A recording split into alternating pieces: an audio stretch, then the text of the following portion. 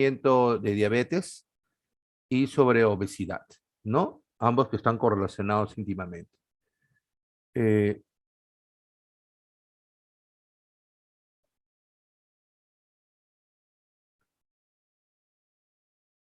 bueno, una biografía que les he alcanzado es la Asociación Latinoamericana de Diabetes de 2019, que es la última.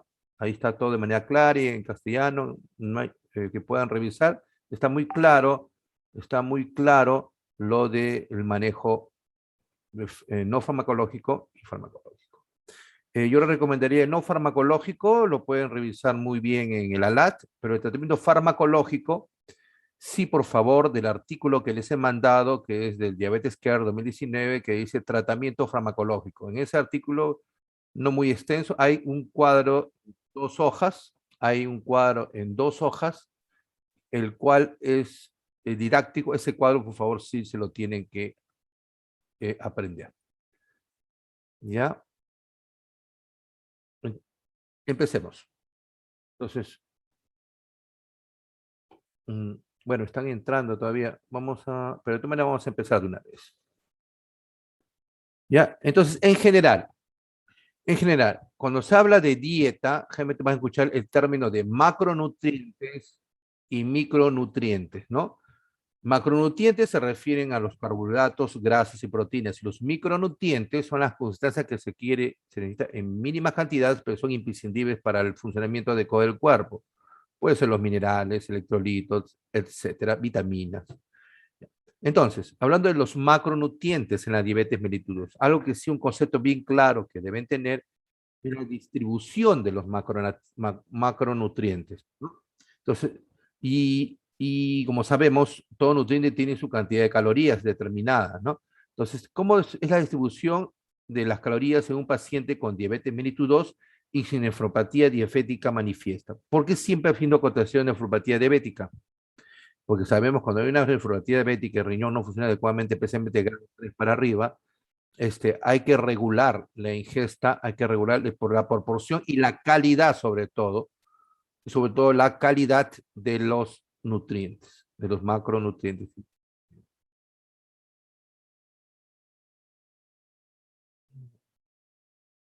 Entonces, la división sería 40-60% debe ser carbohidratos. En general, en el paciente diabético se recomienda carbohidratos complejos, evitar los carbohidratos simples. 30-45% de grasas, se prefiere grasas polimonoinsaturadas, evitar las saturadas, hasta un límite determinado se recomienda, y un 15-30% de proteínas, proteínas de alto valor biológico, de fácil biodisponibilidad. En otras palabras, quiere decir de fácil absorción. Correcto. Sigamos. Ya. Entonces hablemos de algunos puntos importantes en esto.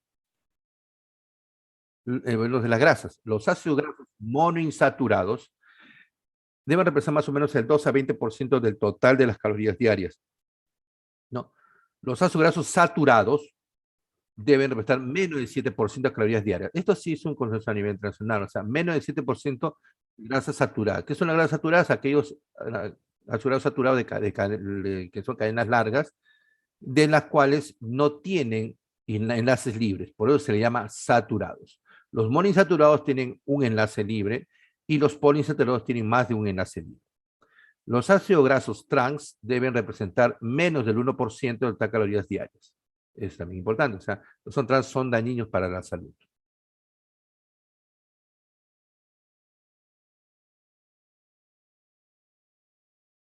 Los ácidos grasos poliinsaturados deben representar las calorías restantes para completar un valor cercano al 30% del total de calorías diarias, ¿no? Los suplementos de ácidos grasos poliinsaturados omega 3, ustedes son famosos que venden en las farmacias, ¿no? En dosis de 1 a 3.5 gramos por día se podrían emplear para reducir los triglicéridos, pero no hay evidencia que reduzcan el riesgo cardiovascular. Es decir, sí se ha demostrado que baja los triglicéridos, pero esto genere una disminución de riesgo cardiovascular todavía no está comprobado. No hay evidencia sobre eso. Hay personas con diabetes mellitus 2. y sin nefropatía existente, la ingesta diaria de proteínas puede alcanzar el 30% del total de calorías diarias y no debe ser menor a 1 gramo de proteína por kilogramo de peso por día. No olvidarse. Pero en los pacientes sin nefropatía. La restricción de proteínas no ha demostrado proveer protección renal en pacientes con diabetes 2 y sin nefropatía. Es decir, tenemos pacientes con diabetes tipo 2 sin nefropatía y dicen, bueno, coma menos proteínas porque para proteger el riñón. No, no se ha demostrado. No se ha demostrado eso. Los edulcorantes. ¿Qué son los edulcorantes? Se dicen edulcorantes no calóricos porque nos dan muy poca cantidad de calorías, o sea, muy poca, pues no es que no tengan, es mínima. Por ejemplo, 1 gramo de edulcorante puede endulzar como 1000 gramos de, de, de, de, del azúcar, por ejemplo, en las proporciones van por ahí. O sea, es por menor cantidad, por una mínima caloría que tiene, ¿no? ¿Son cuáles? Son sacarina, sucralosa, stevia, acesulfame de potasio, aspartame, neotame. Ustedes lo pueden encontrar en las farmacias. Hay algunos que no, pero ustedes a veces toman una bebida dietética, ven, si son curiosos, miran los componentes y van a encontrar mucho acesulfame de potasio, mucho neotame. Se puede emplear en pacientes con diabetes tipo 2 sin superar la ingesta diaria aceptable para cada uno. Hay un cuadro de eso, pero la ingesta diaria aceptable son valores bien elevados. Normalmente nadie consume tanto edulcorante. ¿No? Entonces ahí está, pues lo revisen. ¿No? Les dejo. El consumo de alcohol. Nunca debe recomendarse a personas con diabetes 2 que no lo consumen. Si el paciente no consuma, no decir, señora, consuma alcohol. No. Las personas que sí consumen diabetes, que consumen alcohol habitualmente, se les podría permitir hasta 1 trago por día en mujeres y hasta 2 tragos por día en hombres. 1 trago equivale aproximadamente a 12 onzas de cerveza, 4 onzas de vino, 1,5 onzas de destilado, ¿no? 1 onza generalmente son 30 mililitros, ¿no? No es todo junto. O se recomienda discutir los riesgos y beneficios de la ingesta de alcohol con cada paciente. Se explica, bueno, si el alcohol se ha encontrado que con un consumo moderado, mínimo y moderado, de manera, ¿no?, continua, hay cierta protección cardiovascular, etcétera, etcétera. Se le explica. Pero no es que se le recomiende, no es que se le recomiende tomar alcohol a una paciente que no lo toma. Eso sí, el alcohol te eleva los triglicéridos. En general, el paciente diabético, ustedes saben ya por la fisiopatología que hemos conversado, tienen tendencia a elevar los triglicéridos luego de una ingesta de carbohidratos o de alcohol, mucho más que una no diabética. ¿Por qué? Porque el aparataje enzimático de conversión de carbohidratos a grasas está descontrolada, está acelerada. Si el paciente tiene hipertrigliceridemia, o decir en otras palabras, un diabético descompensado, definitivamente no se recomienda el consumo de alcohol.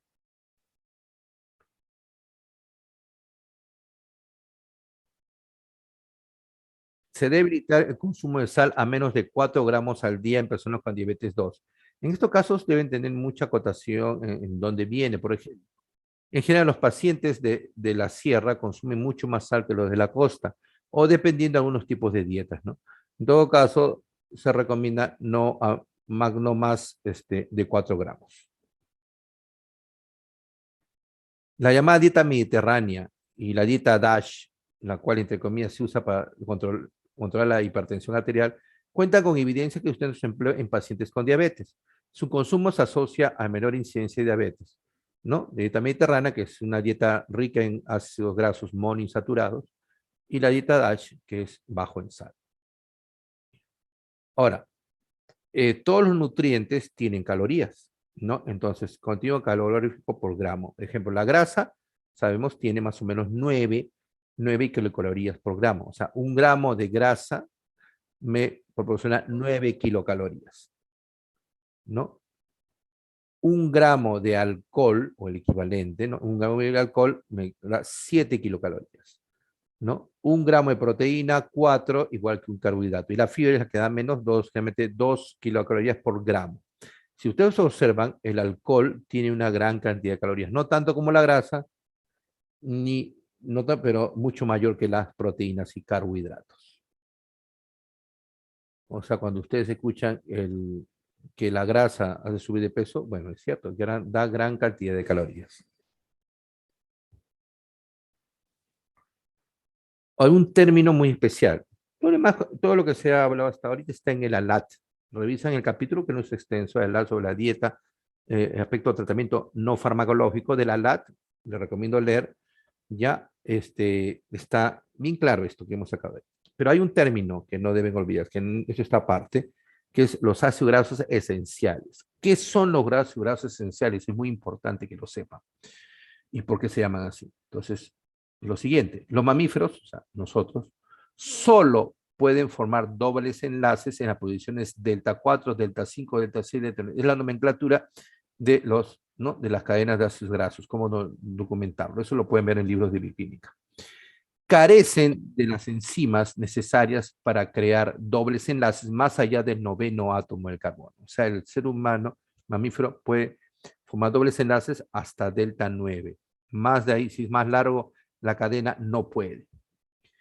Algunos ácidos grasos poliinsaturados que son vitales para la salud no pueden ser sintetizados entonces, por lo tanto, por el cuerpo endógenamente y deben ser ingeridos en la dieta. O sea, hay ácidos grasos de más de 9 átomos de carbono que lo requerimos, pero no pueden ser sintetizados. Por eso es que se llama esencial.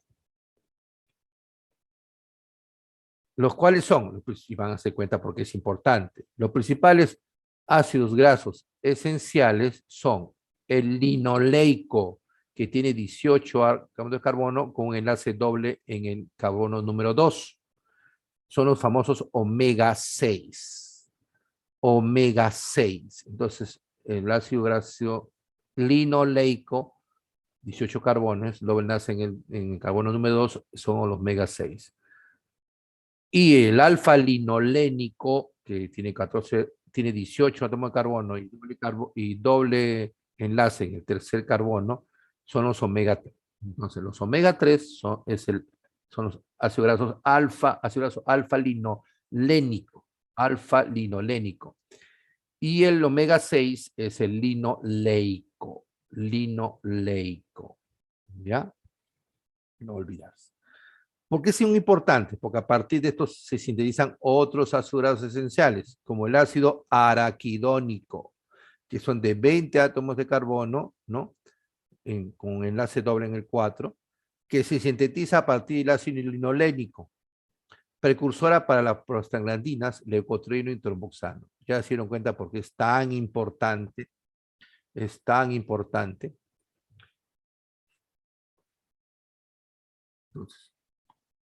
Entonces dividamos.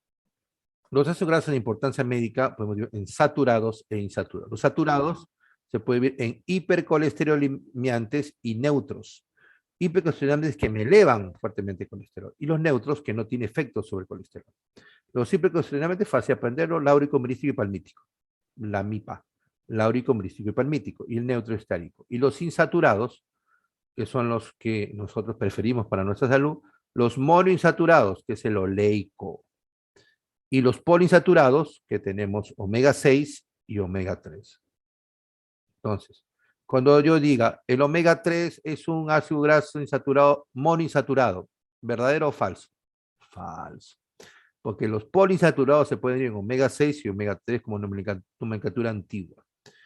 Linoleico, gamma linolénico, y los omega 3 de origen vegetal, como es el alfa linolénico, y de origen animal, el famoso EPA-DHA que ustedes lo escuchan en las propagandas, leche materna con EPA y DHA, ¿no? A eso se refiere, que tienen ácidos grasos insaturados, ¿no? Y poliinsaturados. En estos casos, EPA y DHA son poliinsaturados, ¿no? Y son omega 3. ¿Hasta ahí está bien? ¿Me escuchan? Por favor. ¿Están escuchando? Sí, doctor. Sí, doctor. Correcto. ¿Alguna pregunta está ahí? Correcto. Ya. Ahora, hablemos algo, porque ya creo que lo hemos comentado. El tratamiento de la diabetes se basa, en tratamiento que se llama cambios en estilo de vida. ¿Y qué abarca cambios en estilo de vida? Cuidados en alimentación o dieta, ejercicio, ¿no? Actividad física y manejo del estrés. Y encima de eso viene recién el farmacológico. Pero primero son los más importantes cambios en estilo de vida. Dieta, ejercicio, manejo del estrés. Ya hemos hablado algo de la dieta, ahora de la actividad física. Se recomienda la realización de al menos 150 minutos semanales de ejercicio aeróbico con una intensidad moderada, 70% de la frecuencia cardíaca máxima, al menos 5 días a la semana, ¿no? Esa es una recomendación muy alta. En la actividad física, recuerden, la actividad física me desarrolla la masa muscular, y la masa muscular al desarrollarse rápidamente recupera, corrige la resistencia a insulina, o sea, y eso hace que baje los niveles de glucosa. La realización simultánea de ejercicios de resistencia es también recomendable, o sea, por ejemplo, pesas. En ausencia de contraindicaciones, las personas de diabetes mellitus 2 deben realizar ejercicio de resistencia al menos 2 veces por semana. En otras palabras, antes decía solo aeróbico, no, aeróbico y anaeróbico, ¿no? Se recomiendan los dos tipos de ejercicio. Los pacientes con diabetes 2 de alto riesgo cardiovascular y sedentarios que van a iniciar una actividad física moderada, se recomienda la realización de pruebas provocadoras de isquemia previo al inicio de ejercicio. Lógico, porque si una persona no hace ejercicio nunca y de un momento a otro comienza a hacerlo moderado o severo, tiene riesgo de producir isquemia. Se deben evaluar condiciones como neuropatía autonómica o neuropatía periférica severa, presencia de retinopatía y otras situaciones que pueden contraindicar cierto tipo de ejercicio. Ejemplo, si el paciente tiene retinopatía diabética proliferativa, no puede hacer movimientos bruscos, ¿no? Que pueden provocar un desprendimiento de retina, ¿no? Las evidencias, ¿no? Vamos a pasar ahora al tratamiento médico farmacológico. Una división didáctica, ojo, didáctica, puede haber otras divisiones, pero es la manera que lo encuentro más didáctica. Hemos clasificado en diabéticos orales, parenterales, ¿no? ¿No? Orales y parenterales. A su vez, en ambos, el oral se puede clasificar en aquellos que me pueden producir hipoglucemia y aquellos que no producen hipoglucemia. Igual en los parenterales, aquellos que me pueden producir hipoglucemia y otros que no me producen hipoglucemia. ¿Me escuchan? ¿Hay problemas? ¿Se escucha? Sí se escucha, doctor. Buenas. ¿Se escucha? Confirmen, por favor. Sí se escucha, doctor. Sí, doctor. Buenas.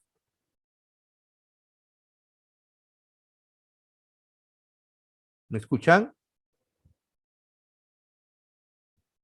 Sí, doctor. Sí se escucha, doctor. Creo que usted no nos escucha. Buenas. ¿Me escuchan? Sí, doctor, se escucha. ¿Se escucha? Ah, ya, porque ahora se escucha, sí, porque salió un aviso que había problemas con el audio. ¿Me escuchan? Sí, doctor. Sí, doctor, sí lo Sí, doctor, escuchamos. sí escuchamos. Ya, listo. Ya, sigamos. Ya.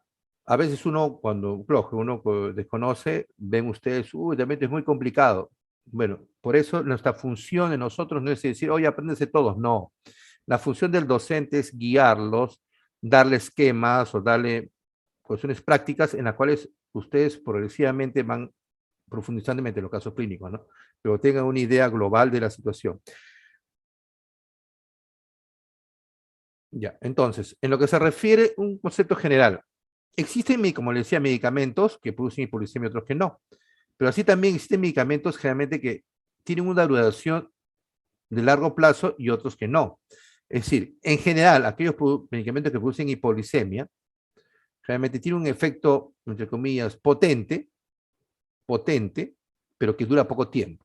Por eso es muy importante en cualquier tipo de tratamiento saber los parámetros de efectividad, porque a veces aún en hace tiempo, décadas atrás, se considera aquel más, es decir, se medía la efectividad por la potencia, pero se olvidaban de la duración. Ahora no. La efectividad de un medicamento antidiabético uno es más por la duración que por la potencia. ¿Por qué? Porque si es muy potente o si tiene un mecanismo de acción que me puede causar hipoglicemia, al contrario, me puede ser contraproducente en un tipo de paciente. En conclusión, aquellos medicamentos que producen hipoglicemia por su mecanismo de acción, los típicos de las son sulfonilureas, que es la famosa glibenclamida, que la tiene en el mercado en MINSA de salud, es el tratamiento básico de por excelencia. Es un medicamento que tiene mucho respeto, es un potente desde el punto de vista y efecto sobre hipoglicemia, pero su efecto a largo plazo lo va perdiendo debido a su mecanismo de acción. Entonces, ven ustedes acá, tiene un gran efecto al inicio, por ejemplo, en el primer año, muy efecto, pero conforme uno va utilizando, el efecto se va perdiendo en el tiempo, ¿no? Entonces, todas las sulfonilureas cumplen eso. Entonces, es un medicamento potente, pero a largo plazo va perdiendo el efecto. En cambio, otro tipo de medicamentos, ejemplo, este caso es 2013, bueno, el boom, las glitazonas, pero otros tipos de medicamentos ahorita pueden ser las inhibidores SGLT2 o los inhibidores de PP4. Esos medicamentos tienen esta curva, es decir, tiene un efecto no tan potente como una glibenclamida, como una insulina, pero tiene una duración de más largo plazo. Dura su efecto mayor, se puede usar mayor tiempo sin desgaste. ¿Por qué? Porque cuando ustedes ven con este efecto de no potente al inicio, va perdiendo después del primer año, se llama fracaso secundario. Es decir, cuando el medicamento después del primer año pierde efecto, progresivamente se llama fracaso secundario. En cambio, cuando no tiene efecto desde el principio, se llama fracaso primario. Entonces, vamos a ver algo didáctico. Antibióticos orales.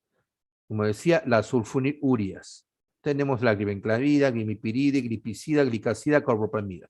En nuestro medio. La carboplamida hace muchos años que ya se dejó de comercializar. Era una sulfonilurea, realmente una de las más. Era potente, pero también tiene un efecto de vida media larga.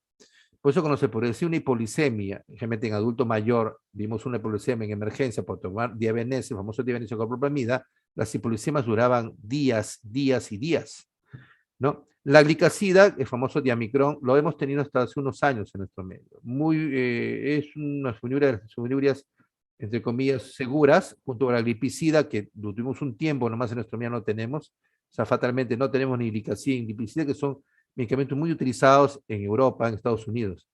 Acá no lo tenemos y tienen un mejor perfil farmacocinético que la glibenclamida.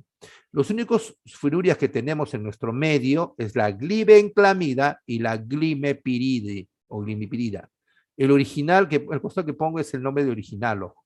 Ustedes saben, cuando un medicamento recién sale, tiene un periodo de que solamente ellos pueden tener, sacar el medicamento, tienen un tiempo, que puede ser 5 años o 4 años, dependiendo, ¿no? De patente, que son llamados originales. Pasando ese tiempo, ya cualquier empresa puede sacar. En todo caso, la glibenclamida, el medicamento original es el glucón.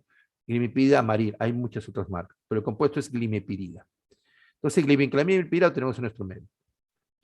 Otro medicamento que sí son hipoglicemiantes, porque pueden producir baja de glucosa, es repaglinide y natalinide, de los cuales natalinide tuvimos un tiempo, hace muchas décadas, diría yo, hemos tenido un tiempo, pero después ya se descontinuó en nuestro medio. En otros sitios se utiliza mucho.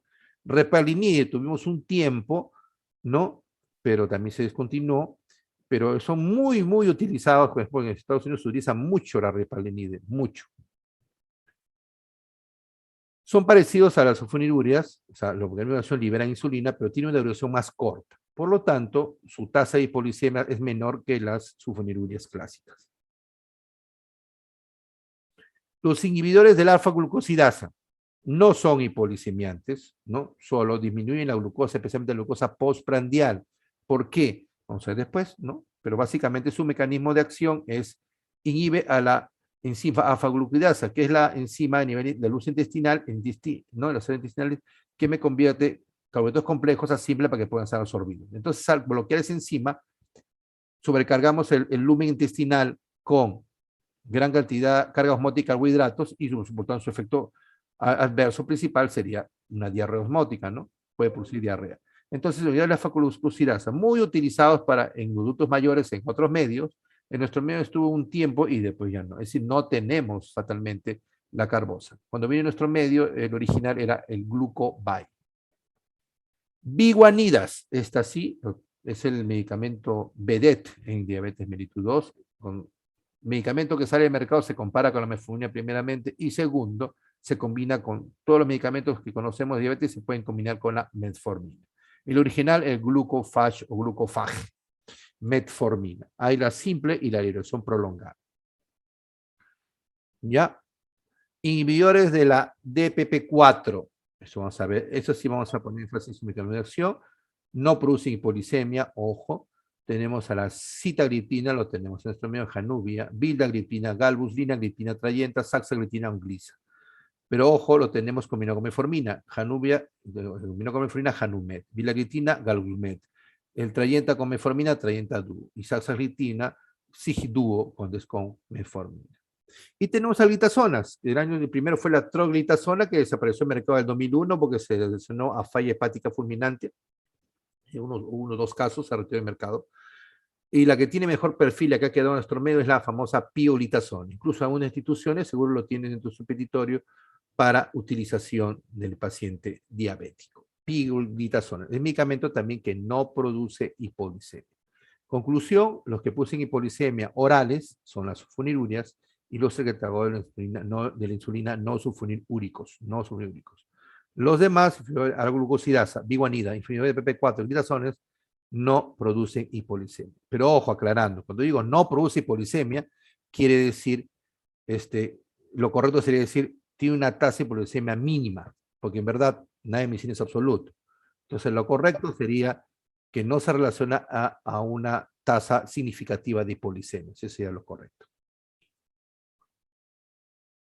Y luego tenemos a los parenterales, que ahorita tenemos a las insulinas, que son hipoglicemiantes, ¿no? Y los análogos de la GLP-1 que no son hipoglicemiantes, su tasa de hipoglicemia es mínima. En las insulinas tenemos a las, bueno, no puedo clasificar, no he puesto ahí, pero a las clásicas, ¿no? Las típicas, las clásicas, y los análogos. Entre las clásicas, ¿no? Está la insulina cristalina, regular o rápida, son sinónimos. Es idéntica su cadena de aminoácidos, idéntica su estructura molecular a la insulina que producimos nosotros. Por eso se producen por la ADN recombinante.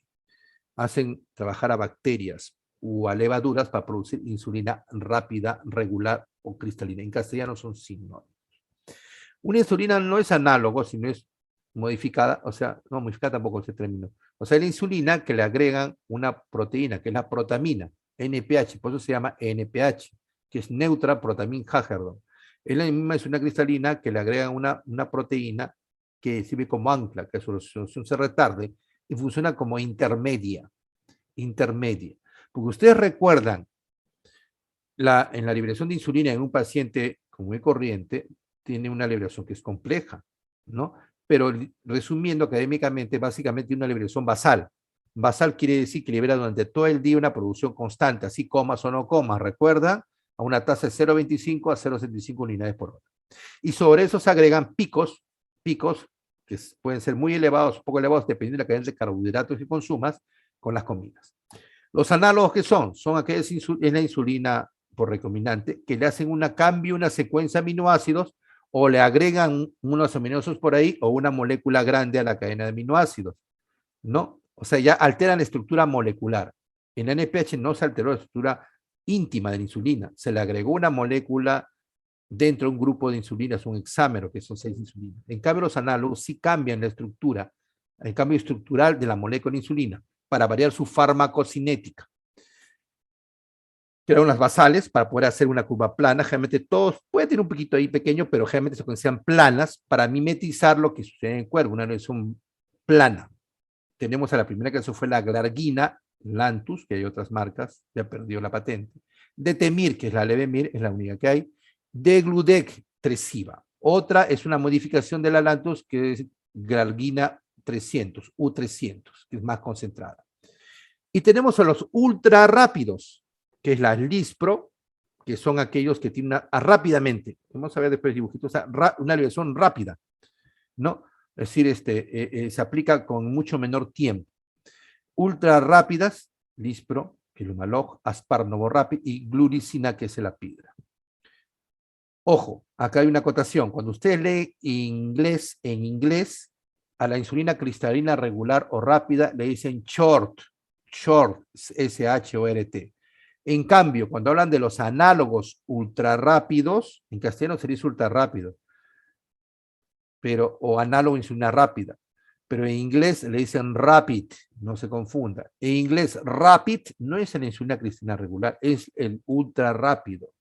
El análogo de la insulina rápida, que es ultrarrápido en castellano, en inglés es rapid. y la insulina cristalización regular o rápida es short. Y tenemos a los análogos de GLP-1, exenatide, liraglutide, semaglutide, que vamos a ver a continuación. ¿No? Ya, entonces este es el esquema mental que deben tener y se lo deben aprender sí o sí. ¿Ya? Ahora, es la evolución de la aparición de los medicamentos, de los medicamentos de insulina. Vemos que los últimos en aparecer son el análogo de insulina de Gludec, la insulina de PP4 y insulina de GLP2. Son los últimos junto con agonistas de receptor GLP1. O sea, agonistas de receptor GLP1 con el PP4 por ahí aparecieron. Después los inhibidores de GLP2 y algunos análogos que se aparecieron posterior a la glargina, por ejemplo, de Gludec. Son los últimos. Los primeros que aparecieron en el mercado en la vigencia es la mafosa metformina y las sulfonilurias. Ahora, el tratamiento ideal de la diabetes mellitus 2, porque ojo, en el tipo 1 es un tratamiento de reemplazo. Tiene que ser obligado, el ideal en el tipo 2, mimetizar lo que pasa en el cuerpo. Su insulina basal, más insulina ultra rápida, desayuno, almuerzo, cena, a las veces que coma. Pero en el tipo 2, ¿cuál es el tratamiento ideal? 1, reducción sustancial y sostenida en la monoglucosidad. Es decir, que no sea como una insulina potente y después lo pierda. No. Reducción sustancial y sostenida en la insulina glicosilada. Bajo riesgo de hipoglucemia. Ya hemos visto que, no, bueno, decir, es una manera académica de decir no produce hipoglucemia. No es que no produzca, una correcta, si yo le pongo en el examen. No produce, por ejemplo, la pioglitazona no produce hipoglucemia. No, pues, no es tampoco que no produzca. Tiene una tasa de hipoglucemias menor, no significativa. Bajo riesgo de hipoglucemia, no ganancia de peso o pérdida de peso, es decir, que no me haga subir de peso mucho o tampoco me haga bajar peso demasiado. Perfil de seguridad favorable con estudios que demuestren efecto beneficioso sobre la célula beta. Es que sabemos que el tipo 2 tiene reserva de liberación de insulina, que no me lo consuma. Ejemplo, las sulfonurias, por su fenómeno de acción, me hacen liberar más insulina, más, como decíamos antes, una analogía como el famoso limón de molientero. Y llega un momento que me desgasta. Por eso se explica el fracaso secundario con los sulfonilurias. Mejoría de la sensibilidad a la insulina, es decir, sabemos que en la fisiopatología tipo 2 es la resistencia a la insulina uno de los más importantes. Entonces, si mejora la resistencia, mejor. Disminución de la producción hepática de glucosa y depósitos de grasos, es decir, que me bloquee. Sabemos que el hígado, la producción hepática de glucosa en el hígado está descontrolada. Entonces, si me bloquea la producción hepática de glucosa, estamos ganando. O sea, me bloquea la gluconeogénesis, me bloquea glucogenólisis, más la gluconeogénesis. Aumento y síntesis de la secreción de insulina, que me favorezca que la insulina se produzca de una mejor manera, o no, es mejor que libere de una manera más fisiológica. Reducción de niveles de glucagón, el glucagón sabemos que es una hormona hiperglicemiante más potente que tenemos, y reducción de la enfermedad cardiovascular, como hemos visto que a partir de 2008 se estableció que todo medicamento que entra en el nuevo mercado, pues según FDA, tiene que demostrar al menos que no me incremente el riesgo cardiovascular. Pero se encontró que había un grupo de medicamentos que me mejoraban, inclusive el riesgo cardiovascular, que ustedes ya se lo van a aprender de memoria, los 4 medicamentos que se describen. Insulinas, a tener un concepto. Cuando hablamos de insulinas, hablamos de farmacocinética. Farmacocinética. Ejemplo, la extra rápida, o en inglés se le dice rapid, lispro, aspar, glulicina, tiene un inicio de efecto de 10 minutos. Es decir, esto es por vía subcutánea. Aplicamos vía subcutánea y casi bien rápido inicia su efecto. Dura de 0,5 a 1,5 horas y puede dar 2 a 4 horas. Comparado con la rápida, no cristalina común y corriente, o que en inglés dicen short, de 30 minutos a 1 hora, pico de efecto 2 a 3 horas y duración 3 a 6 horas. ¿Por qué? ¿Por qué se buscaron análogos? Si ustedes recuerdan, la insulina, cuando hablamos, tenía dos, y yo dije un gráfico que no se olviden, tiene dos efectos principales.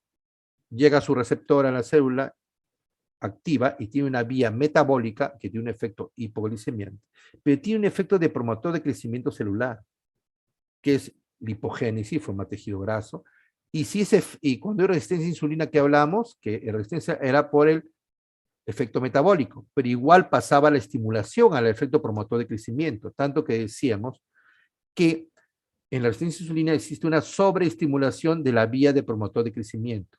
Es por eso, esta es una explicación fisiopatológica de por qué se describe una gran prevalencia de cáncer en un paciente obeso, resistente a la insulina o diabético.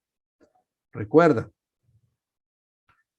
Es más, vimos que el cáncer era la primera causa de muerte no vascular del paciente diabético.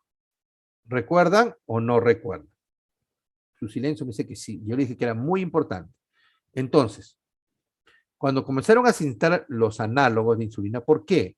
Imagínense un paciente diabético tipo 1, 20 años de edad, 18 años, está en vida social activa, quiere comer agua en la calle, me pongo mi insulina rápida. Se pone la insulina rápido cristalina y tiene que esperar media hora a 1 hora para comer. Media hora, mientras los demás están que tragan ahí, tiene que esperar media hora a 1 hora. No era práctico, no me mejoraba la calidad de vida. Entonces buscaron una farmacocinético que sea para mejorar la calidad de vida. Entonces hicieron pruebas, todo, y demoró en salir. ¿Por qué? La idea estaba hace décadas. ¿Por qué? Porque querían mantener el mismo efecto hipoglicemiante, pero sin incrementar el efecto de promotor de crecimiento tumoral, porque podríamos generar más cáncer. Pues todos los estudios se dedicaban a ver si activaba cáncer. Entonces, ¿por qué? Las extras rápidas, ¿qué es? Quise antojarlo en la calle, me pongo la insulina y ahí inmediatamente puedo comer. O durante la comida, o incluso después de terminado. Esa es la ventaja de la insulina extra rápida. Me facilita, me mejora la farmacocinética para que se parezca lo más posible, que no es igual, pero lo más posible a la producción endógena de insulina, y me facilita la vida del diabético. ¿Está claro ahí? ¿Me escuchan? Sí, ¿Me están doctor. escuchando? ¿Sí o no? Sí, Yo doctor. supongo que está claro, ¿eh? Está claro. Después no se estén echando a llorar, que he preguntado. Yo soy claro al decir, cuando repito 1, 2, 3 veces, algo es por algo. Ya, la intermedia. La intermedia no es un análogo, solamente le han agregado una molécula de protamina al hexámero de insulina, que son 6 moléculas de insulina. ¿No? La duración es más larga, no llega a ser una basal. Por eso, antes que aparecieran los primeros basales en nuestro medio, hasta en 2000 apareció la primera insulina análoga, que era rápida. Años después apareció la Lantus, que era la basal análoga. Los intermedios, los diabéticos tipo 1 tienen que ponerse por lo menos 2 o 3 dosis por día para poder hacer esa famosa liberación basal, que no era lo exacto, pero producían picos, y había en ocasiones que me aumentaba mucho la hipoglicemia. Luego, las de prolongado, las análogos, igual, demoraron en producirlas porque querían producir un farmacéutico plano, que me cubría todo el día, pero que no me incrementara el riesgo de cáncer. Y se logró. Glargina, Detemir y Gludec. 20 a 24 horas uno, hasta 24 horas el Detemir y hasta 42 horas el de Gludec, que es la Tresiba. ¿No? Inicio de efecto 2 a 4 horas. Efecto pico no tiene. Este cuadro es muy, muy, muy importante. Cuando era todo presencial, yo mis exámenes los colocaba en el cuadro y lo ponía en blanco para escribir. Para escribir. Lógico, me ponían 3 a 6 horas, me ponían 3 a 8, está bien, vale. Pero yo lo llamaba para llenar. Ahora no puedo hacer eso, pero de todas maneras, simple farmacocinética es muy importante.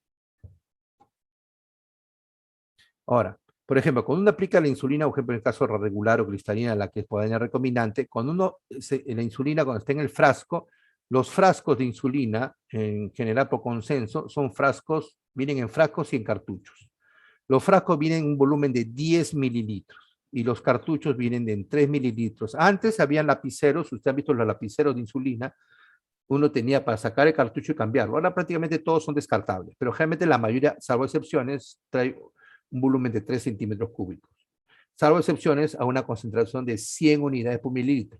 Entonces, por lo tanto, si la concentración es de 100 unidades por mililitro y el frasco me trae 10 mililitros, ¿cuántas unidades de insulina tiene el frasco? ¿Alguien puede contestar? O a pensar que están durmiendo, haciendo otras cosas. ¿Aló? 1000. 1000, ¿es pregunta o respuesta? Respuesta, di 1000, ya 1000, lógico. Y el D3 es 300, entonces es importante saber, primer punto. Segundo punto, el frasco está en un pH determinado. Usted puede ver un frasco de insulina y ver el pH ahí. Ese pH hace, sabemos que la insulina, como toda proteína, tiene una estructura primaria, secundaria, terciaria y cuaternaria. Si ustedes revisan el libro de Leininger, ¿han tenido el libro de Leininger ustedes? Aunque sea copia, hay unas láminas en las que salen unos gráficos de proteínas. Si han visto, van a ver que una proteína, en una estructura terciaria y cuaternaria de la proteína, es como si fuera un alambre doblado al azar, pero no es así. Ese doblez que tiene es debido a las cargas que tiene la cadena de aminoácidos. En otras palabras, según su estructura y según el pH que tiene ahí, esa estructura, la insulina, se agrupa por sus vértices. Esquemáticamente se dibuja la insulina, se representa por un triángulo. Ven un triángulo ahí. Ese triángulo, o sea, esa molécula de insulina, debido al pH que se encuentra en ese medio del frasco, se unen por su vértice, agrupándose en hexámeros. Si ustedes ven, son hexámeros. 1, 2, 3, 4, 5, 6. Yo en el frasco, esta jeringuita representa cuando yo saco la insulina del frasco y la aplico por vía subcutánea. En el subcutáneo estoy aplicando yo hexámero de insulina. En el subcutáneo, ese hexámero se disgrega, se separan sus componentes a dímeros y a monómeros. Una vez que pasa como monómeros, pasa el capilar recién y pasa al torrente sanguíneo. Y recién en el torrente sanguíneo podemos hablar de vida media. ¿Qué es la vida media? ¿Alguien me puede contestar? Alguien, por favor, que me diga qué es la vida media. ¿Qué es la vida media? La duración del medicamento en el La cuerpo. duración de la etapa. Algo así, ya. O sea, la vida media es en el tiempo en la cual se metaboliza el 50% de la sustancia. Es decir, la vida media de la insulina es promedio 5 minutos. Va de 1 a 7 minutos, póngale 5 minutos. ¿Qué quiere decir eso? Vida media 5 minutos. Que yo, si yo aplico insulina directamente a la vena o una arteria, o la insulina que se libera de la célula beta al porta directamente, la vida media significa que pasaron 5 minutos y se metabolizó el 50% de esa insulina. Pasaron otros 5 minutos, se metabolizó el 50% del 50%. Pasó otros 5 minutos, el 50 del 50%, del 50%. ¿Eso me hace una curva recta o logarítmica? Me hace una curva logarítmica. Ya. Eso quiere decir que, más o menos, si tú pones por vía endovenosa un bolo de insulina, se metabolizó completamente a los 30 minutos, ya no hay nada. Por eso han escuchado ustedes en películas, decir de la mejor manera de matar a alguien es poner insulina en vena, porque la evidencia se borró en media hora. ¿Han escuchado eso? Esa frase. Ya, y eso es cierto, porque el efecto, puse todo el efecto, pero al media hora ya no hay insulina que aplicaste, se metabolizó todo. A eso se refiere. Entonces, esta es la farmacocinética normal. Ahora, de envasar a hexámeros, a monómeros, hay un tiempo que se llama tiempo de latencia. Esto demorará más aproximadamente en insulina cristalina regular, demora más o menos media hora a 45 minutos. Es por eso que en las indicaciones médicas, cuando se pone cristalina, se pone aplicar la insulina cristalina X unidades media hora antes de la comida. Por esa razón, debido a lo que se demora en disgregarse. Ahora, cuando los análogos le dije, es diferente, igual son hexámeros, pero debido a su estructura molecular cuaternaria, tercera cuaternaria, se disgrega rápidamente. O sea, por el subcutáneo prácticamente se disgregó y rápidamente pasa al torrente sanguíneo. En vez de ser media hora acá, son 15 a 10 minutos. Entonces, pasa rápidamente al torrente sanguíneo.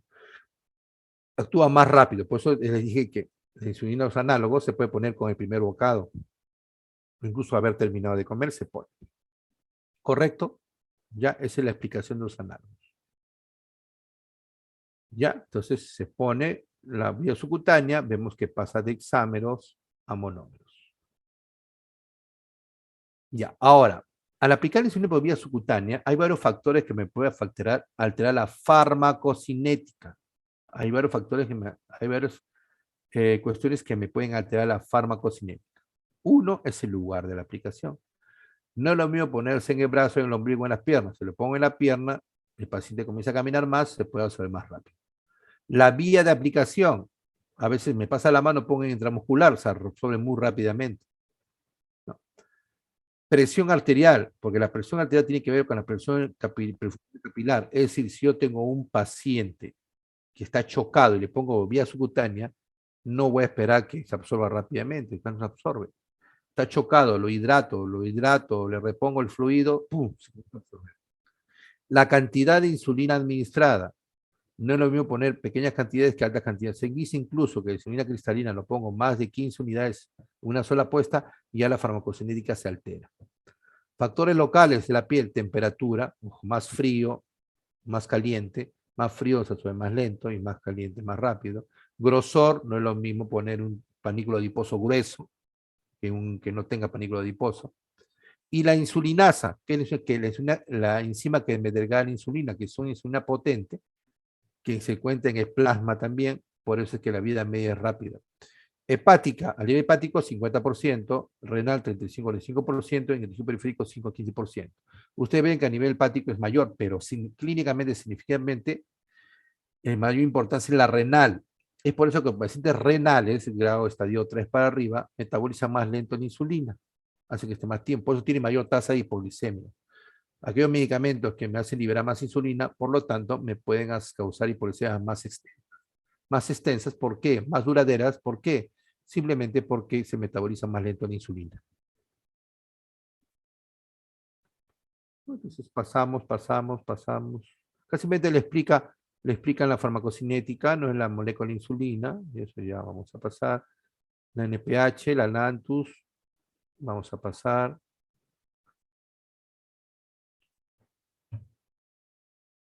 ¿Alguna pregunta hasta aquí? Ya, avancemos porque estamos contra el tiempo. Vamos a ver. Como la clase la tienen ya, la revisan todo. Estructura química común de las sulfonirurias, ¿no? Son las más antiguas. El efecto principal, lo analizan con calma, pero básicamente libera más insulina. Libera más insulina. Entonces, al liberar más insulina, por lógica, me incrementa la insulina en sangre. Entonces, por lo tanto, puede producir hipoglicemia y aparte me incrementa peso. ¿Por qué? Porque sabemos que la insulina es una hormona anabólica. Me favorece la formación de tejido, en este caso tejido adiposo, ¿no? La metformina es antigua, tiene múltiples efectos, van a encontrar, pero el principal efecto de la metformina, ojo, nunca se olvide, es la disminución de la producción hepática de glucosa. Esa es su principal acción. Tiene múltiples acciones a todo nivel, pero la principal, si la pregunta es, ¿cuál de las siguientes es la principal acción de la metformina sobre la diabetes mellitus? ¿No? ¿Cuál es? Es la disminución de la producción hepática de glucosa. Y esta disminución hepática de glucosa representada por la disminución de la gluconeogénesis.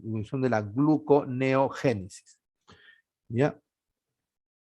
Entonces, mejora la hiperglicemia de ayuno por disminución de la producción hepática de glucosa, que es su efecto principal. Tiene varios efectos, puedo repetir, pero el principal efecto es disminución de la producción hepática de glucosa. ¿Por qué? Porque disminuye la glucosa hepática sin aumentar la insulina. En cambio, la sulfoniluria me baja la glucosa aumentando la insulina. Por lo tanto, la metformina tiene una baja tasa de hipoglicemia. La mayor acción de la metformina en pacientes con diabetes tipo 2, ¿me escuchan? Ya. La mayor acción de la metformina en pacientes con diabetes mellitus 2 es disminuir la producción hepática de glucosa, principalmente por disminución de la gluconeogénesis. ¿Está claro esto? ¿Me escuchan? Confirmen audio. Sí, doctor, sí se Sí, escucha. doctor. Entonces, si uno le pregunta, ¿cuál es la mayor acción de la metformina sobre la glucosa, sobre la hiperglicemia? Y ustedes van a leer, doctor, todas las alternativas son correctas. Es cierto, todo lo que dice son acciones de la metformina. Pero ¿cuál es la principal? Correcto. Ya saben.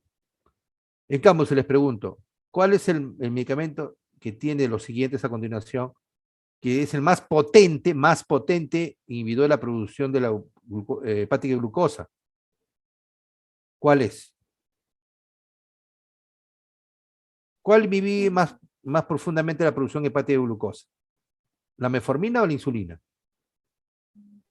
La metformina. No, la insulina. El más potente es la insulina. El principal mecanismo de acción de la metformina es la disminución de la producción hepática de glucosa, pero el más potente es la insulina. La insulina es el medicamento, por eso se usa en situaciones diabéticas. Se usa la insulina porque es el que inhibe más potente la producción hepática de glucosa, disminuye la acidosis, etcétera, etcétera, etcétera. ¿Está claro ese punto?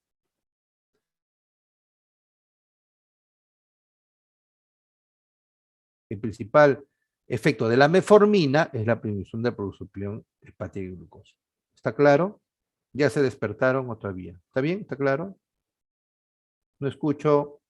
¿Está claro ese Sí, punto doctor. o no? Sí, doctor. Sí, doctor. Y una pregunta, ya. Los criterios de exclusión para su uso son enfermedad renal y hepática, insuficiencia cardíaca o respiratoria, etcétera. Es decir, cualquier patología que me produzca hipoxia tisular. Cuando hay hipoxia tisular, les prefiero no usar metformina. Y tampoco en sustancias de contraste endovenoso. El embarazo, hasta hace unos años no, pero ya el NICE, el de Inglaterra, lo ha aprobado como uso para gestantes. O sea, en gestantes prácticamente sí se podría utilizar. O sea, eso sería el cambio en esta aseveración, ¿no? El embarazo, según las instituciones, según los protocolos, se puede utilizar en embarazo. Pero, o sea, sí se podría utilizar, en los que lo toleren. Ya, los efectos adversos, todos los puntual, en el cuadro que les he dicho que tienen que revisar, aprenderse del tratamiento del ADA, acción mecánica diabetes, ahí, ese cuadro me lo aprenden de arriba a derecho, ahí está lo específico, ¿ya? Que a partir de cuánto creatinina, depuración, lo que sea, pero en general, cualquier situación que me genere hipoxia tisular, me contraindique el uso de metformina. Y no voy a hacer sustancia de contraste. Las glitazonas. Su acción primaria es reducir la resistencia periférica de insulina e incrementar su acción, pero que sí que aumente su secreción. Pero acá hay un detalle, aparte de lo que van a leer todo. Como dije, este medicamento no me aumenta la insulina, mejor resistencia a insulina, pero sí aumente de peso, pero no aumente de peso porque aumente la insulina. Aumente de peso porque este medicamento tiene una acción específica en bajar la grasa visceral. Acuérdense de la grasa visceral, que es la que se relaciona a la resistencia a insulina, me disminuye la grasa visceral. Así que distribuye, o sea, me baja la grasa visceral y me puede aumentar el tejido, la grasa subcutánea. Además que retiene un poco de agua este medicamento. Por eso a veces generalmente se asocia a aumento de peso, pero no es por la insulina, ojo. Ya, entonces, ejerce su acción primaria a través de la activación de receptores nucleares específicos denominados PPR, dicen PPR o PPAR. Hay tres subtipos, alfa, gamma y delta. Básicamente, actúa sobre gamma. Su acción principal es por el PPAR gamma, está en tejido adiposo, hígado y músculo, y mejorando la resistencia a la insulina. Acá está. Entonces, las tiroglicinolonas o glitazonas, que la única que tenemos en el mercado es la pioglitazona, actúa, por ejemplo, a nivel tejido adiposo, sobre todo sobre los PPR o PPR gamma. ¿Qué genera esto? Disminución de acumulación de grasa visceral, disminución de la acumulación de grasa visceral, disminución de la movilización de ácidos grasos libres, disminución de facocitosis tumor alfa. Recuerden del adipocito que les enseñé cuáles eran los buenos y los malos. El malo lo encabezaba el factor necrosis tumoral alfa. Y aumento de la adiponectina, que es el de los buenos. O sea, todo esto es beneficioso. Entonces, glitazonas, PPAR gamma a nivel adiposo, disminuye la oclusión de grasa visceral, disminuye la movilización de ácidos grasos libres, disminuye el factor necrosis tumoral alfa y aumenta la adiponectina. Ojo. Y esto tiene sus efectos benéficos que están ahí. Entonces, eso hemos visto, disminuye la grasa visceral. Los agonistas del receptor de GLP-1 inhibidores de PP4. Son tubos de medicamentos. Acá hay que tener un concepto claro. Efecto incretina, llamado efecto incretina. ¿De dónde salió ese concepto? Hace mucho tiempo, un grupo de investigadores dijeron, ¿qué pasa si damos glucosa por vía oral versus vía endovenosa? ¿Cuál me liberará más insulina? Entonces dijeron, lógico, la endovenosa, porque directamente ponemos en vena, rápidamente va a la célula beta y me libera insulina más rápido que la vía oral. Ya, pero encontraron que no pasó así, pasó al revés. ¿Qué sucedió? Ejemplo, vamos a administrar glucosa. En el cuadradito es oral, ¿no? Y circulito es endovenoso. Prácticamente los dos elevan la glucosa, incluso la endovenosa un poquito más eleva la glucosa. Pero cuando analizaron la insulina, vieron que la vía oral me libera más insulina que la endovenosa. Entonces, ¿qué pasó acá? Revisaron, no, está bien hecho. ¿Qué pasó? Entonces dijeron, hay un factor incretina que debe estar desde la punta de la lengua y vía intestinal que me potencia o me exacerba la acción, el efecto de la glucosa o la insulina para que se eleve tanto. comparado con endovenoso. Entonces, este le llamaron el famoso efecto incretina y dijeron, ¿qué lo produce? Investigaron y vieron que todas estas sustancias de acá son las que tienen el efecto incretina. Y de estos, el GIP y el GLP-1 eran responsables de hasta 50% de la secreción de insulina. Y cuando analizaron entre GIP y GLP-1 su perfil, se dio cuenta que el GLP-1 tenía unos efectos que eran ideales para el tratamiento de diabetes. Es liberado por las células L del ilion y el colon. Estimula la respuesta a la insulina por las células beta de modo dependiente de la glucosa, es decir, es un efecto inteligente. Más glucosa, más liberación de insulina. Menos glucosa, lo que hace que no se genere hipoglucemias severas. Inhibe el vaciamiento gástrico, bacán, me causa sensación de llenura, y reduce la ingesta de alimentos y peso corporal.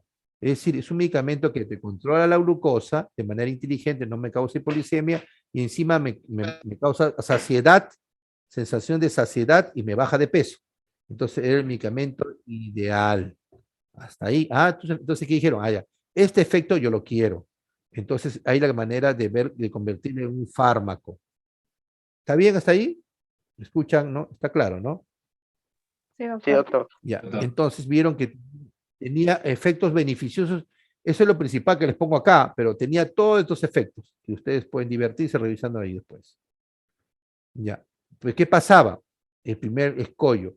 Era una sustancia que se liberaba en sangre por las células que hemos visto de L-idilio, pero se degradaba rápidamente, tiene una vida media más baja que la insulina, 1 a 2 minutos de vida media, porque tenía una enzima, la DPP4, que lo degradaba rápidamente. La DPP4, dipeptidilpeptidasa 4, que lo degradaba rápidamente. Por lo tanto, el GLP-1 activo se convertía en inactivo rápidamente, con una vida media de 1 a 2 minutos. Entonces dijeron, yo soy más mosca, entonces, ¿qué hago? Uno, puedo hacer un GLP-1 resistente a esa enzima, o un agonista de GLP-1 resistente a esa enzima, o también puedo bloquear la enzima.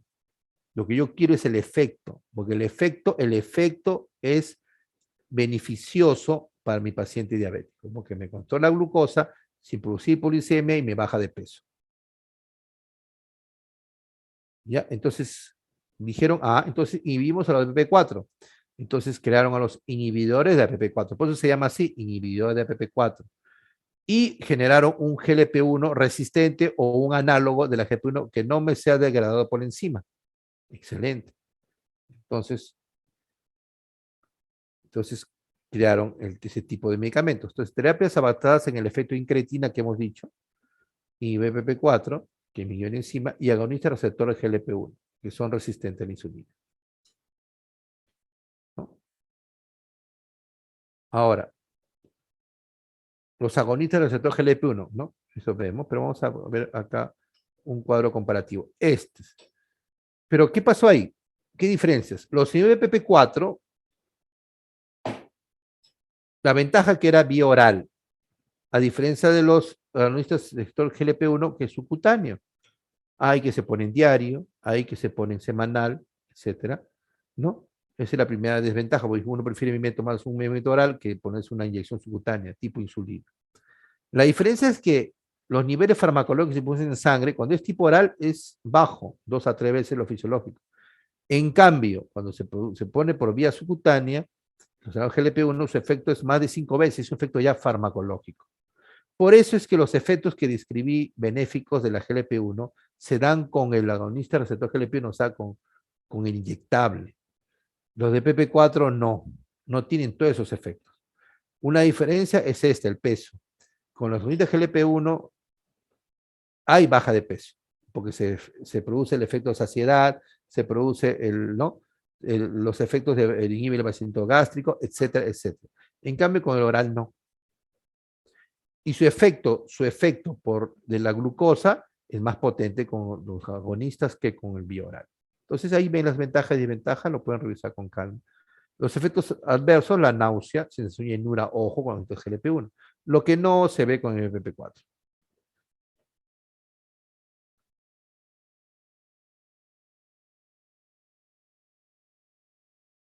Inhibidores de la CGLT2.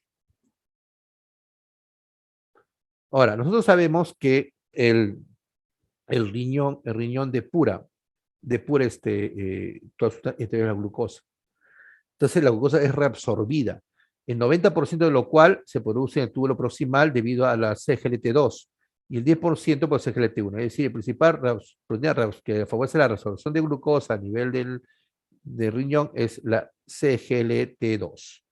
Entonces, esto es lo que se vio que puede haber un efecto. Si bloqueo este receptor, hago que se elimine más glucosa por orina. Y bueno, esto siempre se supo, se creó los medicamentos, ¿no? Pero el efecto era modesto sobre la glucosa, es un efecto potente. Pero lo que pasó después no se imaginaron. Cuando hicieron el estudio planteado por la FDA, encontraron que disminuía grandemente el riesgo cardiovascular, el estudio con la epaglifosina. Tanto así que es un medicamento utilizado por los cardiólogos porque tiene un efecto de protector, disminución del riesgo cardiovascular mucho mayor que una estatina. ¿No? O sea, eso tener en consideración.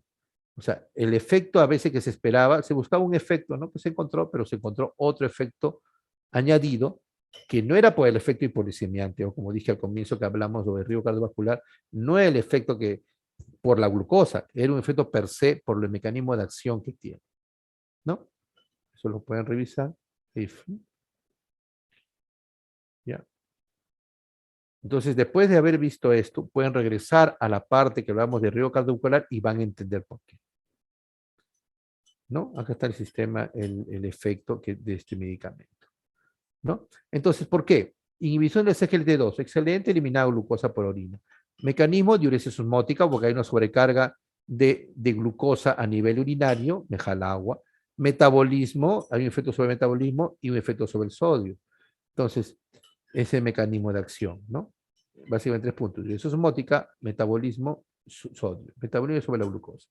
Posibles efectos cardiorrenales, incrementa la función cardíaca, bajando la precarga por su efecto diurético, disminuye la poscarga, incrementa la eficiencia cardiometabólica.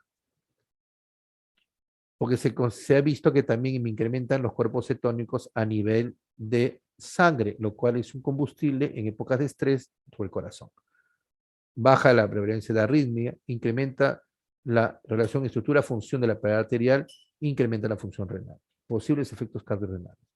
Y cuando en los estudios, el EMPARRED, que fue el estudio que hizo que trae en el mercado y se encontró que disminuye el riesgo cardiovascular, disminución de la muerte cardiovascular, disminución de la hospitalización por insuficiencia cardíaca y disminución de eventos renales. ¿No? Entonces se vio estos efectos, ojo, de muerte cardiovascular y hospitalización por insuficiencia cardíaca, no tienen una relación directa con la glucosa, porque se vio que no había una correlación con la glucosa. Son efectos aparte del efecto metabólico. Podría ser por diuresis osmótica, efecto diurético, puede ser por el efecto sobre el sodio, no lo sabemos de ciencia cierta, pero la ciencia cierta sí disminuyó el riesgo cardiovascular en un grado muy significativo.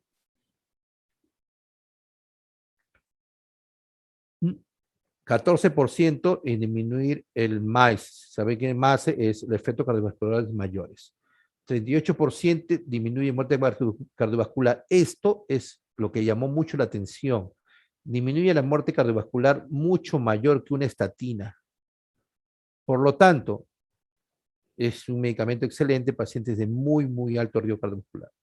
Disminuye la mortalidad por todas las causas en un 32% y disminuye la hospitalización por insuficiencia cardíaca, efectos sobre insuficiencia cardíaca en un 35%. ¿No? El perfil de seguridad de la hiperglucemia fue consistente con estudios clínicos previos e información actual inicial. La carbosa, que les decía, medicamento, debido a su mecanismo de acción, la carbosa, que estuvo en el mercado nacional un tiempo, se utilizaba para controlar la glucosa postprandial, porque se recomendaba tomarlo con la comida. Entonces, disminuir que tenga rico carbohidratos. Por su mecanismo de acción, su efecto adverso era flatulencia, balonamiento o diarrea osmótica. Este es el cuadro que me refiero yo, el que está en el tratamiento, ¿no? Y esto es un esquema.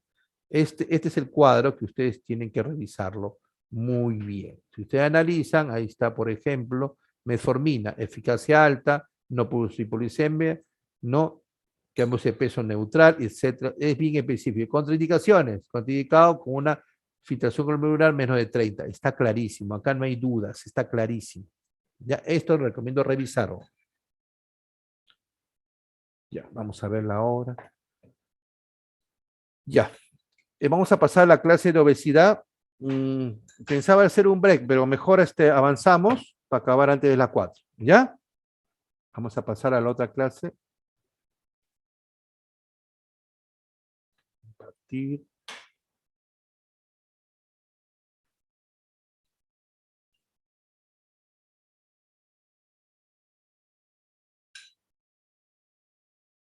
Ya, están ahí, ¿no?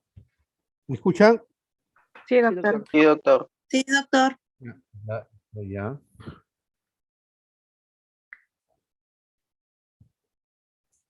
Me da cuenta que tiene mucha correlación con la fisiopatología y diabetes, por eso va a ser más dinámico.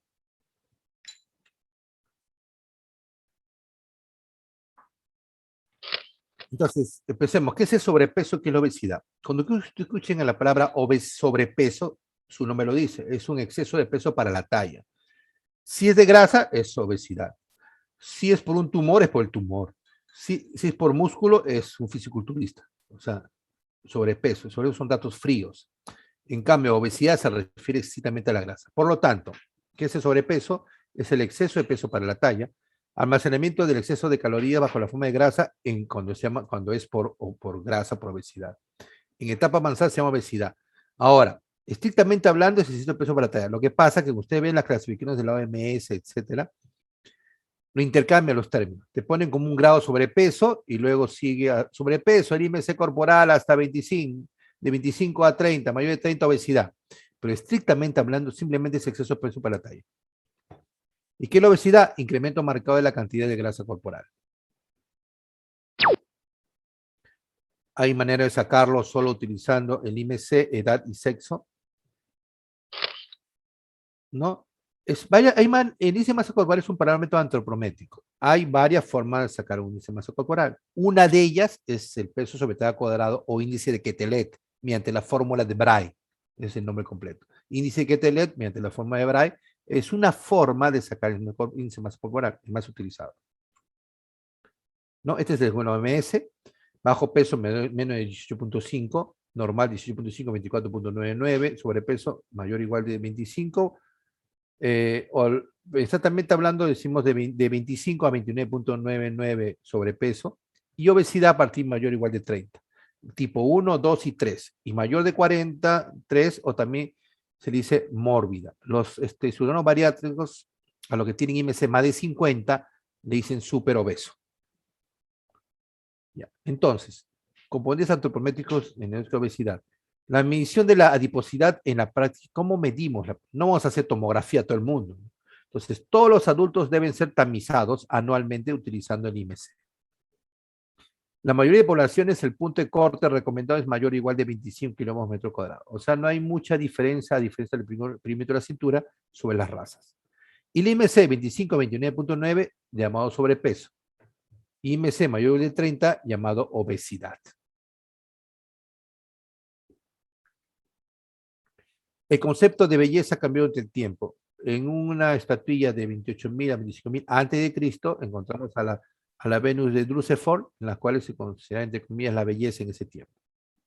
Pero se considera que era una representación de la fertilidad. ¿No? En las culturas griegas se vio otro concepto ya de belleza, ¿no? Y actualmente, ¿no? Es prácticamente un puro hueso. Ya. Medición de la adiposidad en la práctica clínica. Otras medidas de adiposidad. Bioimpedancia eléctrica, que son instrumentos sencillos, vienen en balanza o también para agarrar con las ambas manos, en las cuales la impedancia bioeléctrica me mide el porcentaje de grasa corporal. ¿No? Plexigografía por desplazamiento aire-agua, que es más complejo, que se utiliza realmente en tu estudio de investigación. Y el DEXA, es el principio de las densitometrías. En las densitometrías le cambias de software y te puede medir la grasa corporal, ¿no? Pero lo que es más práctico es la impedancia bioeléctrica, que es fácil de determinar.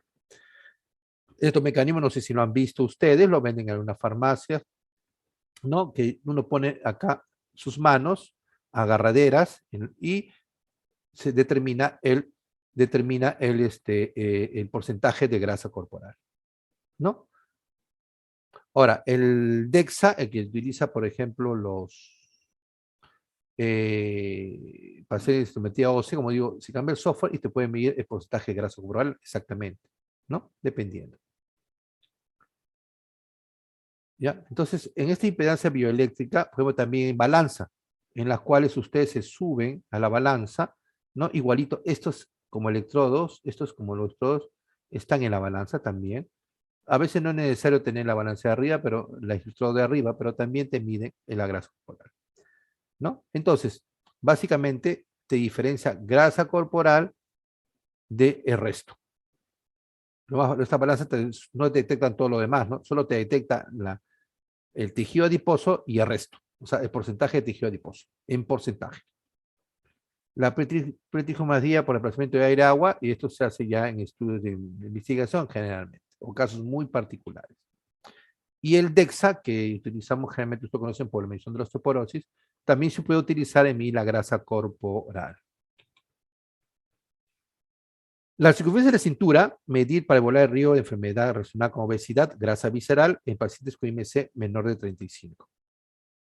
O sea, si tengo en IMC elevado, pero no pasa el 35, ¿no? Entonces, se recomienda medir circunferencia de la cintura, ¿no? En mayoría de las poblaciones, el punto de corte es mayor 94 centímetros en varones y mayor o igual de 80 centímetros en mujeres. Sobrepasa esto, ya se considera como obesidad. Ya sabemos, como lo vimos anteriormente, que una relación directamente proporcional entre la cantidad de grasa corporal y la circunferencia de la cintura. Entonces, por lo tanto, el tamizaje. Clasifico al paciente. ¿Tiene un IMC mayor de 25, igual de 25 o IMC menor de 25? Si tiene mayor o igual de 25, ¿qué hago? Ya. Interpretación clínica del IMC, o sea, clínicamente lo veo al paciente, lo estoy viendo, examinando. Y hago circunferencia de cintura si el IMC es menor de 35. Entonces, se puede, es como un protocolo. Se puede considerar tecnología de percusión corporal si tuvieras una bioimpedencia, balanza de bioimpedencia o con agarraderas, normal. Y tenemos ya el componente clínico al diagnóstico. Es decir, en conclusión, se recomienda peso, talla y lesiones de cintura para determinar la obesidad en un paciente. Epidemiología. Así como hay una endemia, pandemia, va de la mano con la diabetes tipo 2, es decir, hay un incremento progresivo exponencial de la diabetes mellitus 2 en el hemisferio sur, también en la obesidad. También igual. ¿No? En los estudios peruanos, en el estudio peruano en el ENDES 2017, se encontró lo siguiente, ¿no? Exceso, juntando sobrepeso, obesidad, es decir, mayor o igual de 25 de IMC. En adultos mayores hay un 33%, en adultos normales un 60, casi 70%, es decir, 2/3, miento, 3/4 partes de la población peruana tiene sobrepeso y obesidad. ¿No? Cuando son adultos y son jóvenes, están en 42%. Es decir, se considera algo ya de dimensiones ya públicas, de salud pública. ¿No? Y está la distribución, ¿no? En Perú, según el porcentaje, ¿no? Y avanzamos. Y esto que ya llegamos, que conversamos ya en clase anterior, ¿no? Que el aumento de la diabetes está básicamente relacionado por cambios alimenticios, por cambios en la alimentación y disminución de la actividad física, ¿no? Que genera sobrepeso, obesidad, y eso a su vez genera la diabetes mellitus 2, así como el exceso de disposición de azúcares simples, ¿no? Comidas chatarra, de alta energía, de alto contenido calórico, ha generado sobrepeso y la obesidad. Fisiopatología. El concepto más simple es, si comes más de lo que quemas, te subes de peso, porque el cuerpo lo convierte en grasa. Y aquí viene la predisposición genética, lo que llamamos nosotros, acuérdense, el gen ahorrador. Generalmente se considera que nosotros, el hemisferio sur, tenemos activado el gen ahorrador. Tenemos la facilidad de convertir carbohidratos en grasas. Por eso en nuestro medio, la hipertrigliceridemia y la obesidad son de causa de comer demasiada ingesta calórica. Por eso decimos que tenemos una obesidad exógena, por exceso de consumo de carbohidratos. Entonces, analizando la fisiopatología, factores centrales y periféricos que modulan los centros de apetito del cerebro. Las hormonas derivadas del adipocito y sistema digestivo estimulan áreas del hipotálamo y tronco encefálico y coordinan la respuesta al hambre e ingesta. Por eso se habla a veces, usted escucha en el término de el cerebro intestinal, ¿no? Porque el intestino produce neurotransmisores que tienen efecto a nivel hipotálamo y troncoencefálico. Acá viene el núcleo arcuato que está en el hipotálamo. Recibe terminaciones del tronco encefálico, por ejemplo, el vago, y también estimulación directa por hormonas neurotransmisores producidas por el intestino también. Las neuronas del núcleo arcuato pueden ser orexigénicas, ejemplo, neuropéptido I, vía I1 receptores, o de la proteína relacionada a la GUTI, o anorexígenas, ¿no? Como el POM, cocaína y la transcripción relacionada a anfetamina, ¿no? Entonces, las neuronas pueden estimular el apetito o pueden inhibir el apetito. Anorexígenas, ya saben que son aquellas sustancias que me bajan el apetito, causan anorexia, y orexígenas que me pueden aumentar el apetito. Finalmente, otras regiones del hipotálamo, núcleo paraventricular y lateral, y centros superiores, amígdala, sistema límbico y corteza cerebral, son estimulados para cambiar la conducta de alimentación. Este es un resumen didáctico de todo lo que sucede, porque es bien complejo, pero básicamente nos da la idea de que existe una conexión neuronal, ya sea por vías nerviosas, por vía sanguínea, de neurotransmisores y sustancias que tienen efecto a nivel núcleos del hipotálamo y troncoencefálico y que su interrelación me generan cambiar la conducta de alimentación, ya sea efecto orexígeno o efecto anorexígeno. Entonces, acá está, es lo que les decía, todas las correlaciones que hay, ya sea por nervio vago o sea por el sistémico. La respuesta, entonces, esta respuesta me regula la ingestión de nutrientes. Ejemplo, detectados por las células neuroendocrinas, liberación de diversas hormonas y péptidos, resultan en acomodación gástrica al alimento y estimula contracciones gástricas que inician el vaciamiento gástrico. Al alcanzar los diferentes niveles de intestino delgado, la liberación de sustancia produce un feedback negativo que retrasa el vaciamiento gástrico. La CCK en duodeno, el GLP-1, el péptido, el PIE en la parte más distal del intestino delgado y el colon.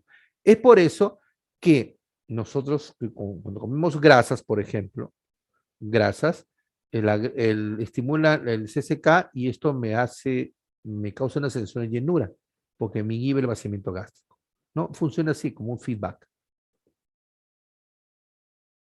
Entonces, es lo que más o menos se dice. Existe una correlación, como le voy a decir, entre la ingesta, el retardo de vaciamiento gástrico, producción de neurotransmisores y tronco es el hipotálamo y el tronco encefálico. Por lo tanto, consumo comida, hay distensión gástrica. Es solo esa distensión gástrica me estimula nervios aferentes vagales, secreción de hormonas de saciedad que me regulan la actividad en el cerebro posterior, ¿no? Entonces, lo mecánico también me efectúa a nivel del sistema nervioso. Por eso se dice que existe una alta correlación, interrelación cerebro-intestino. Las hormonas intestinales transmiten información al cerebro para mediar sensaciones de hambre y saciedad. Durante el ayuno, es decir, preprandial, el ayuno, la liberación de grelina por el estómago actúa a través del núcleo arcuato y núcleo del vago para estimular el hambre. Entonces la grelina me estimula el hambre, porque cuando uno está en ayuno, pues uno se despierta, tiene apetito. En el estado postprandial se libera hormonas anorexígenas. ¿Cuáles son? PIE, GLP-1 o XM, que es la oximodulina, y el PP, péptido pancreático. Del intestino hacia el ARC, troncoencefálico y vago, causando saciedad. Es decir, existe una relación de feedback que me regula ya sea el hambre, ¿no? Y saciedad. ¿Ya? Entonces son las maneras que se pueden regular. Entonces no se olvidarse que el estimular el hambre tiene que ver mucho con la grelina. Y la saciedad es cuando ya estoy lleno y me pide ya que me dice que ya no comas más, es entre ellas GLP-1.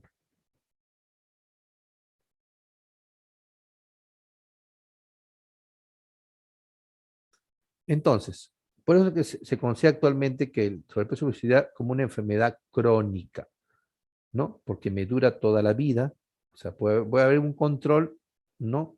Puede haber un control, pero de un descuido se vuelve a presentar con reagudizaciones.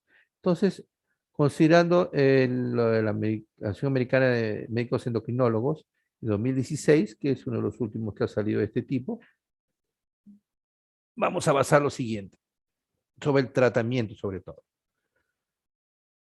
La obesidad como enfermedad crónica. Las 3 fases de prevención y tratamiento de enfermedad crónica se aplican a la obesidad. Es decir, por eso se llama enfermedad crónica.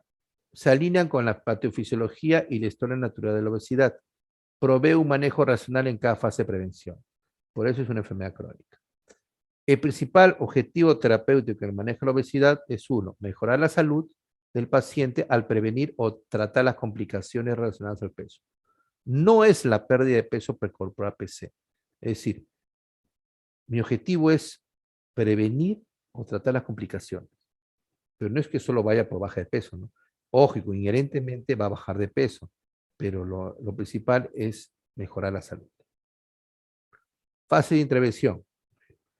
Prevención primaria, que es prevenir la enfermedad antes que ocurra.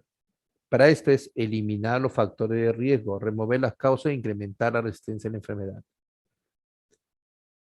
En caso de obesidad, prevenir el desarrollo de sobrepeso y obesidad, educar al público, construir ambientes, promover la alimentación saludable, regular la actividad física. En otras palabras, en primaria es alimentación saludable y aumentar la actividad física.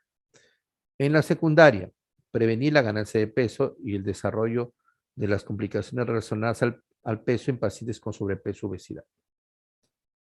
¿Y qué método puedo utilizar?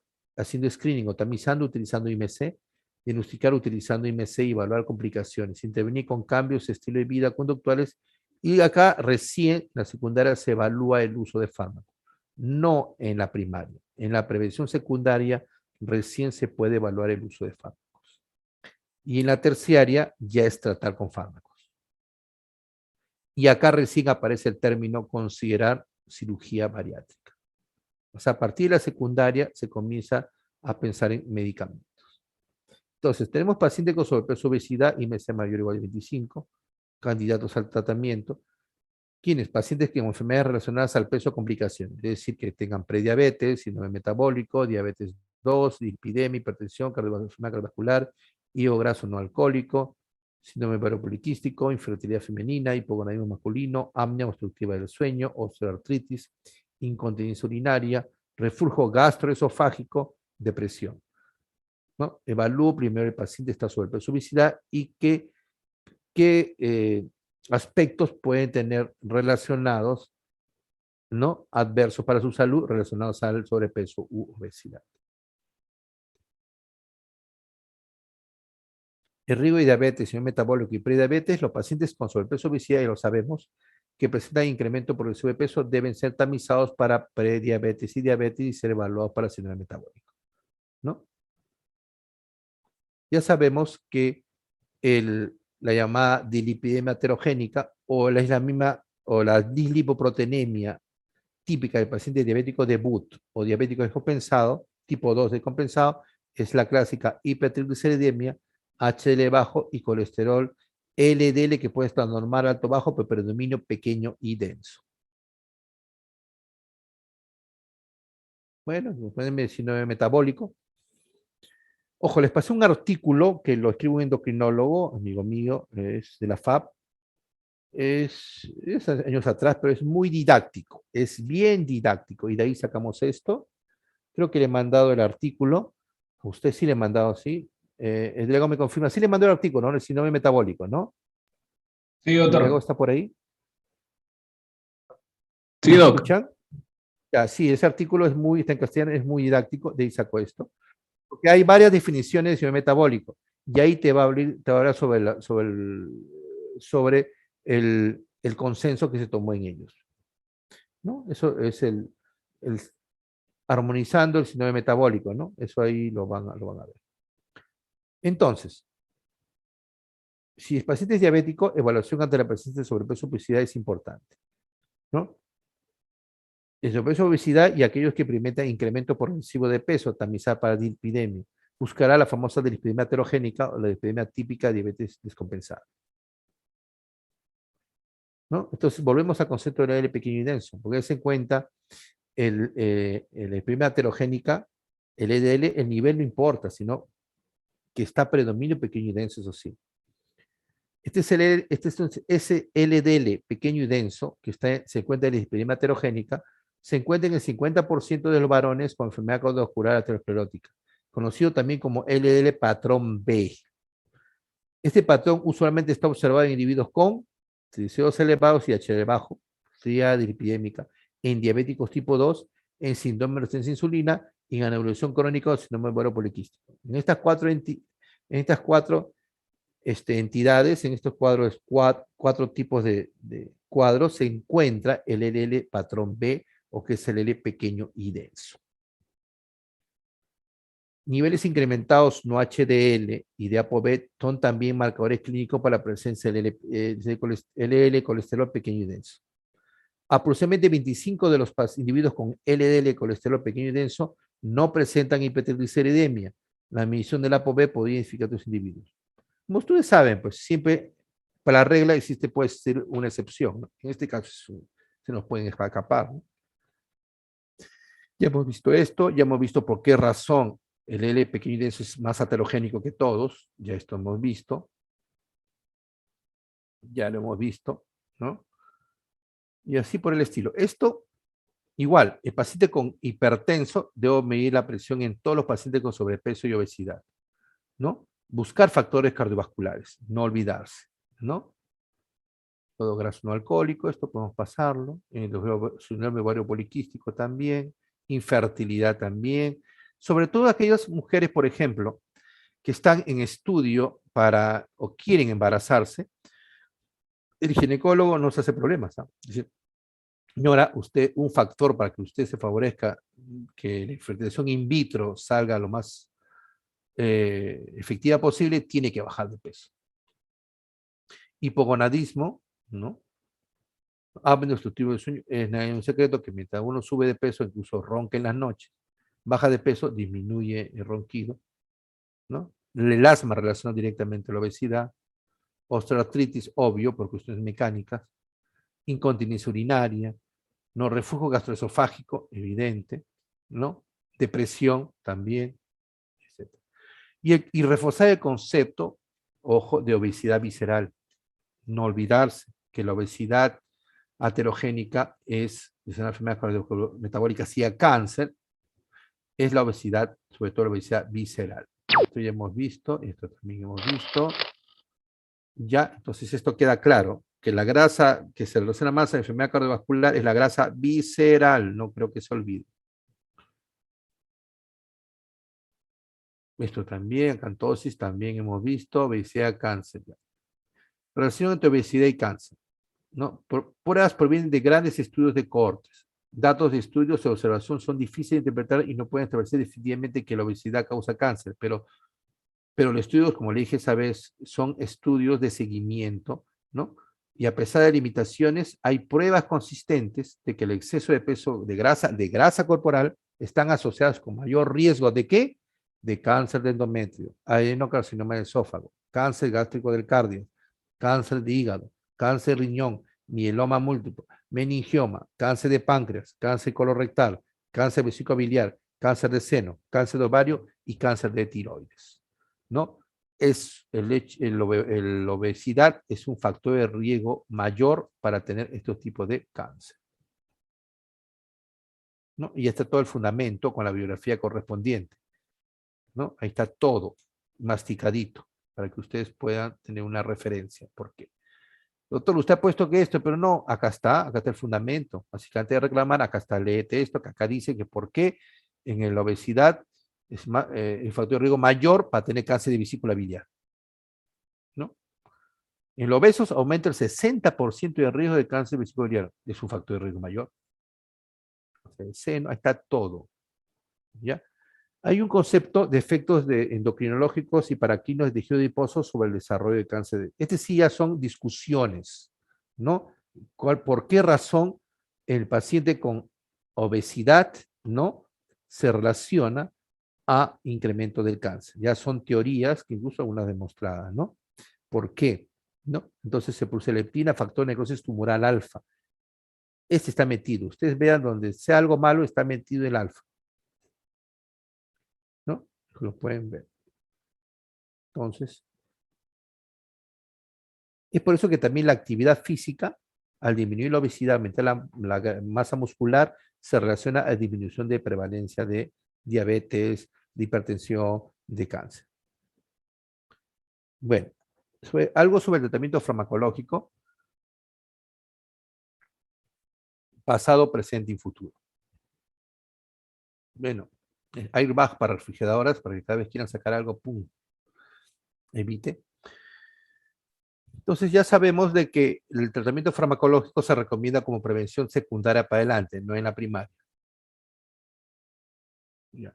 Fármacos, sustancias y ciertos químicos utilizados como droga se clasifican en 5 categorías dependiendo del uso médico aceptable, abuso de la droga y potencial dependencia. Es decir, para un medicamento para usar para ayudar a bajar de peso, a controlar la obesidad, debemos evaluar siempre su potencial dependencia. ¿Por qué? Porque la mayoría de ellos tiene un efecto a nivel central.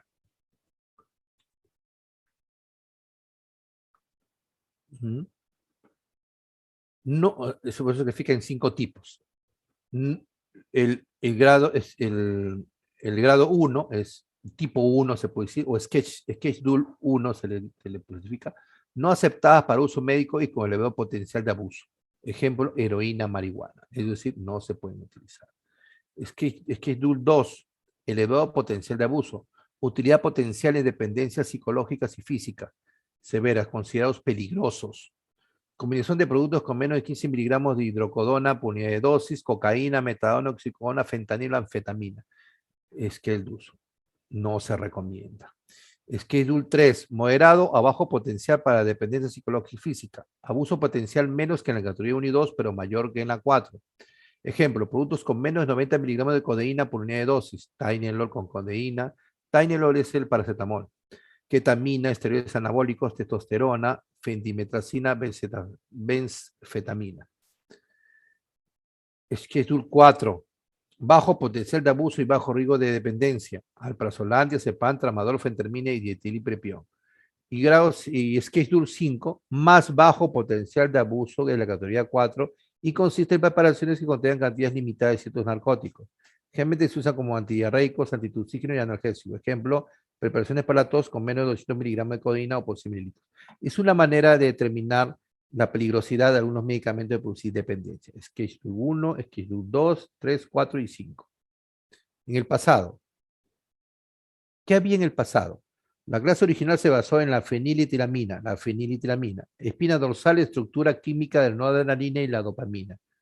La anfetamina, metilfeniletilamina. Anfetamina y sus derivados. Son estimulantes simpático-miméticos que se regulan las señales de recompensa y actividad locomotora. Feniletilamina. Esos son el pasado, ¿no? La anfetamina.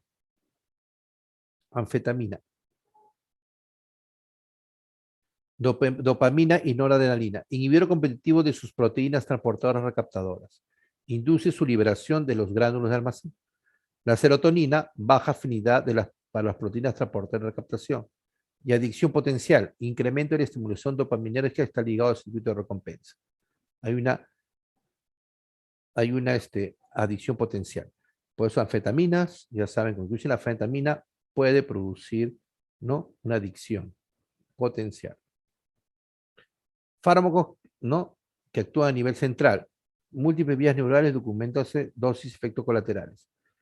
Entonces, este tipo de medicamentos pueden producir boca seca, insomnio, estreñimiento, cefalea y mareo. Boca seca, insomnio, estreñimiento, cefalea.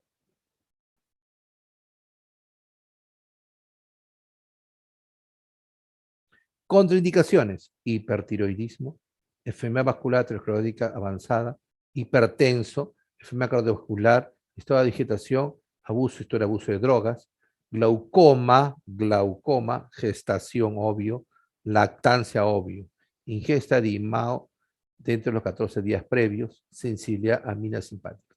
Es decir, hay que tener cuidado con estos que actúan a nivel central por esta razón. ¿Cuáles eran esos fármacos? La anfetamina, ¿no? Se retiró en 1970. ¿Por qué? Pues Schedule 2.